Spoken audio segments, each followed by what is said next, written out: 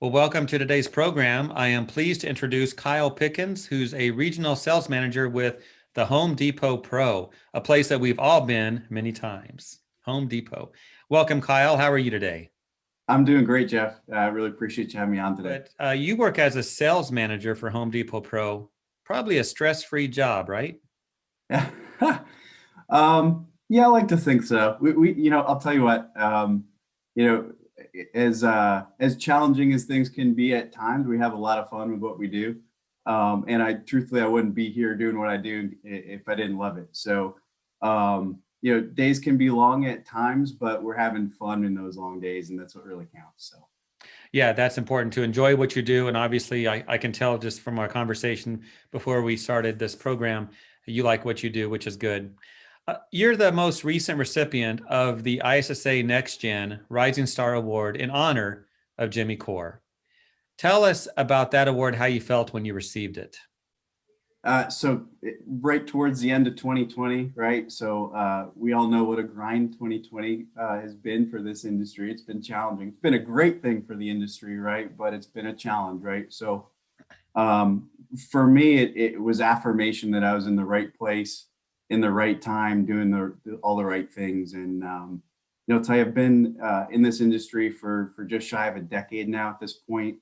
Um, and For me, it felt like it was the industry giving back a little bit after all the hours and all the effort and so on and so forth that I've put in. It was kind of the industry coming back and saying, "Hey, great job." So for me, it felt really, really great and really rewarding. And then honestly, to be a recipient of an award that carries Jimmy Core's name in his honor is super important for me as well. I didn't get an opportunity to meet Jimmy, unfortunately, but I do know what a bright spot he was in this industry and where his career certainly would have taken him. So to be the recipient of an award in his name is super humbling, and it's really a feel good for me. And it gave me an extra little boost of energy coming off of a tough, challenging year for so many folks. So. Yeah, 2020 was a tough year. Now, this Rising Star Award will be given out in 21 at the ISSA show in Las Vegas. If you were to share some advice with other young professionals like yourself to help them advance in their career and perhaps win an award like this, what would you tell them? So I think my team would tell you, I kind of always harp on this, right? So if you're gonna be a pro, be a pro. Doesn't matter if the role that you're currently in isn't necessarily the dream job, right? Be a professional at it. I always tell folks to lean in those areas where you're most you have the most discomfort. I feel like those are the areas where there's opportunity for you to grow the most. The other thing that I would say is if you have the opportunity to latch on to somebody who's willing to invest time in you, latch onto that person. Pick their brain, network with them, learn from them. Um, you know, Pick out the little things that you see other folks in our industry doing so well, and latch onto those things. And if those are weaknesses for you, work on them. And the last thing I would say is have some patience, right? Um, Rome wasn't built in a day, as they say. Neither is your career.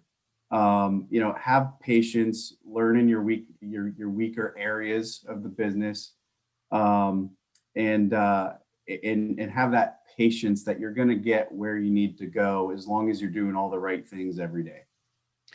You know, the business climate changes with the times. What are some challenges that young professionals are facing now that you might point out that they need to pay attention to?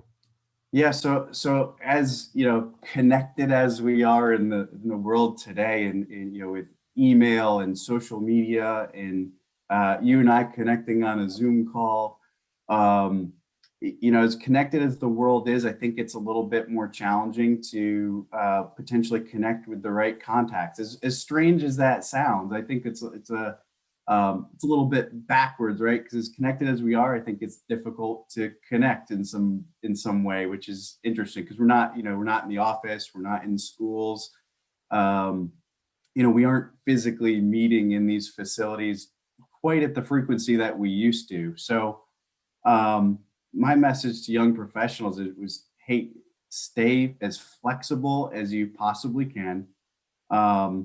Jeff, even for us to coordinate this meeting, I had to cancel a couple days, and he said, hey, Jeff, I'm in the field. And I wanted to make sure that we had, good connection, good audio and everything. So I had to bump you back to make sure I was flexible for a Zoom meeting, which is kind of strange in its own way. But have that flexibility. And I'd also say, be prepared to have any conversation at any given time. I think when you finally do get to that key decision maker, or you do get the opportunity to have that conversation with that person, you have to be prepared, because it may be the only opportunity that you have. So I think with certain key decision makers working from home, others working face to face in person, others, might not have the capacity to meet virtually like this, and you have to have the dialogue over the phone. I'd say you really have to be prepared once you're able to have that conversation, because you may only have a 30-second window to get your message across and be successful. So again, be super flexible, or as flexible as you can be, and then be super prepared all the time as well. I like that. Yeah. I've had some of these Zoom calls and recordings with people in their car who weren't in their office, and, it gets done, but you're right. We have to be flexible, prepared, ready to get it done. The next ISSA NextGen webinar is on leadership, and it's coming up June 16th, featuring Kristen Hadid. Are you going to be there? Yeah, I'll be there. Actually, really excited about it. I know Home Depot Pro is sponsoring it, and I'm really looking forward to dialing in on some of the topics she's going to be covering. So I think a couple of her topics. One is like finding your leadership sweet spot, which I'm super interested in finding out a little bit more about that. And then there's one other big topic that I would have loved, I'll tell you, going into 2020 to have taken part in this webinar, and that's leading through times of uncertainty and change, which I'll tell you, I think most leaders, if they tell you that they were super prepared for this pandemic, they're probably lying to you. And we had to do a lot of figuring out throughout 2020. And if there's ever a time of uncertainty and change, it was this past year. So I think, like many great leaders, we all did the best that we possibly could, given the time, the resources, and the situation that we were dealt. I think we did the best we could with the opportunity that presented. That being said, I think every leader will always tell you, hey, I'd love to be more prepared. I would have loved to have, had the opportunity to learn about how to lead through a pandemic. But the reality is, you don't really practice for leading through a pandemic. You don't get the opportunity to do that too frequently. So as much as I learned about leadership in 2020 and leading through this uncertain time, I'm really looking forward to hearing what she has to say about leading through uncertainty and change. I think it's an area we could all always improve on. Yeah, all the information for this upcoming webinar is at the bottom of the screen. Now, Kyle, you mentioned earlier being flexible. That helps us get through a pandemic.